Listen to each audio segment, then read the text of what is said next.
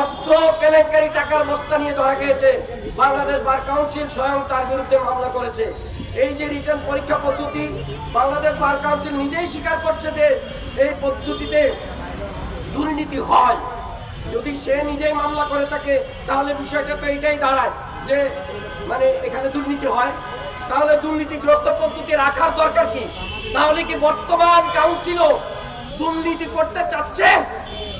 আমার বাংলাদেশের কাছে প্রশ্ন, আমার আইন উপদেষ্টা মহোদয়ের কাছে প্রশ্ন। আমরা কিন্তু আইন উপদেষ্টা মহোদয়, মাননীয় প্রধান উপদেষ্টা মহোদয়কে সেই 13 জুলাই বিগত সরকারের আইন মন্ত্রণালয়ে আমরা স্মারকলিপি দিয়েছি। 5ই আগস্টের পরে 25শে আগস্ট আমরা স্মারকলিপি দিয়েছি। 25শে আগস্ট আমরা এই প্রেস ক্লাবের সামনে প্রায় 1-2 হাজার লোক আমরা সমবেত হয়েছি। আইন উপদেষ্টার কাছে গিয়েছি, প্রত্যেকের কাছে গিয়েছি, কিন্তু আমাদের কথাগুলো এখনো শুধু তাদের ওখানেই ভেসে বেড়াচ্ছে, এখনো সফলতার মুখ দেখেনি।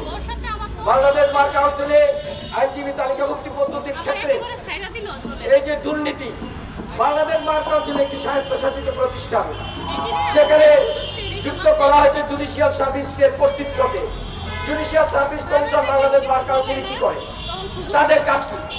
বাংলাদেশ বার কাউন্সিল আইনজীবীদের স্বায়ত্তশাসিত প্রতিষ্ঠান, সেখানে ম্যানেজমেন্ট, সেখানে পরিচালনা, সকল কিছু বাংলাদেশ বার কাউন্সিলের অধীনেই থাকার কথা। জুডিশিয়াল সার্ভিস যেহেতু করছেন, তাহলে আপনারা নিশ্চয়তা দেন বাংলাদেশ বার কাউন্সিলে যারা নিবন্ধিত হবে শিক্ষানবিশ আইনজীবী হিসাবে, তাদেরকে সেই জুডিশিয়াল সার্ভিসের মতো ন্যূনতম ক্যাডার ভিত্তিক যেই বেতন স্কেল আছে, সেই বেতন স্কেলে আপনারা বেতন দিবেন। তাহলে আপনারা কেন কর্তৃত্ব করতে আসছেন? জুডিশিয়াল সার্ভিসের প্রতি প্রশ্ন, সরকারের প্রতি প্রশ্ন, এই জুডিশিয়াল সার্ভিসকে বাংলাদেশ বার কাউন্সিল থেকে কেন সরানো হচ্ছে না? জুডিশিয়াল সার্ভিস প্রশ্ন করবে বিসিএস ভিত্তিক, বিসিএস এর মতো প্রশ্ন করবে, বিসিএস ক্যাটাগরি প্রশ্ন দিয়ে যদি শিক্ষানবিশদের পরীক্ষা নেওয়া হয়, তাহলে শিক্ষানবিশটা কি বিসিএস ক্যাটাগরির যে বেতন কাঠামোতে বেতন পাচ্ছে? তাহলে কেন এই পরীক্ষা পদ্ধতি? এইসব পরীক্ষা পদ্ধতি সরিয়ে এই সকল পরীক্ষা পদ্ধতিতে দুর্নীতির প্রভাব করা যায়। লিখিত পরীক্ষার মধ্যে খাতা নিয়ে চুরি, খাতা 6 মাস পরে দেখবে, তারপরে এমসিকিউ পরীক্ষার সময় নিজেদের নেগোসিয়েশনের জন্য, দলীয় রাজনৈতিক প্রভাব খাটানোর জন্য বিভিন্নভাবে প্রভাবিত করে দুর্নীতি করার সুযোগ রয়েছে।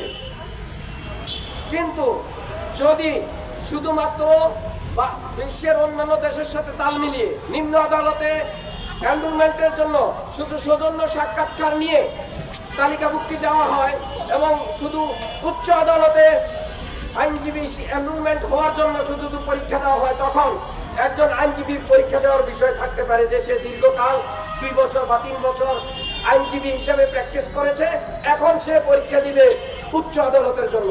যেখানে একটা নতুন লোক আইনের উচ্চ ডিগ্রি অর্জন করে নিম্ন আদালতে তালিকাভুক্ত হওয়ার জন্য পরীক্ষা দিচ্ছে, তাহলে তার পরীক্ষার বিষয়টা কি হতে পারে? তার পরীক্ষা নিবে কারা? বিশ্ববিদ্যালয়গুলো পরীক্ষা নিয়েছে, তারা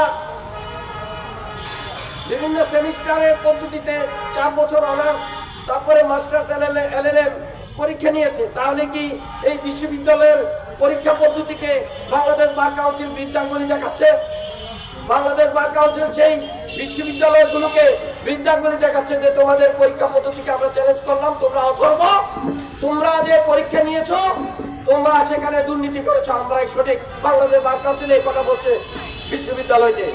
বাংলাদেশ বার কাউন্সিল ঢাকা বিশ্ববিদ্যালয়, রাজশাহী বিশ্ববিদ্যালয়, চট্টগ্রাম বিশ্ববিদ্যালয়, কুষ্টিয়া ইসলামী বিশ্ববিদ্যালয়, জাতীয় বিশ্ববিদ্যালয়কে বৃদ্ধাঙ্গুলি ঘুরিয়ে দেখাচ্ছে তোমাদের পরীক্ষা পদ্ধতি ভুয়া, সেজন্য তোমাদের শিক্ষার্থীদের আমরা আবার পরীক্ষা নিচ্ছি। বাংলাদেশ বার কাউন্সিলের এত বড় অধ্যক্ষ কোথায় হয়? কাউন্সিলের প্রয়োজন কি? বাংলাদেশ বার কাউন্সিলে আইনজীবী কতজন হয় তালিকাভুক্ত করা, তালিকা লেখা। বাংলাদেশ বার কাউন্সিলের নিজের আইনের মধ্যেই উল্লেখ আছে তালিকাভুক্ত করার ব্যাপারে, যে 6 মাস শিক্ষানবিষ্কার অতিক্রম হওয়ার পর একজন শিক্ষানবিশকে আইনজীবী হিসাবে তালিকাভুক্তি দিয়ে দেবে। সেখানে পরীক্ষা পদ্ধতি ঢুকানোর সিস্টেম আপনাদের মাথায় খেয়ে দিয়েছে। টাকা কামানোর জন্য, টাকার বস্তার জন্য আমাদের কাছ থেকে টাকা নেন।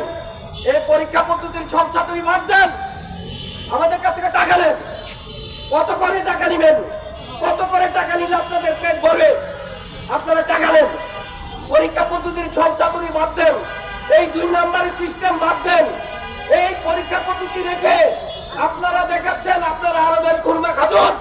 আপনারা কেউ আরবের খুরমা খাজুন না। আপনাদেরকে সকলকে চেনা হয়েছে বাংলাদেশ বার কাউন্সিলে সেই 1972 সালে এটা প্রতিষ্ঠা থেকে বার কাউন্সিলে যারাই আসছে কেউ শিক্ষানবিশ বান্ধব ছিলেন না। সবাই এক এক করে নিজের রাস্তা পার হওয়ার পর পরবর্তী শিক্ষানবিশদের জন্য অগ্নিসাগর তৈরি করেছেন। অগ্নিসাগর বলতে বোঝাতে চাচ্ছি আপনাদের যে পদ্ধতি, সেখানে প্রতি পদে আগুনের কুণ্ডলী। শিক্ষানবিশ সেখানে যেতে গেলে দগ্ধ হয়ে মরে। দগ্ধ হয়ে যদি মরে যেত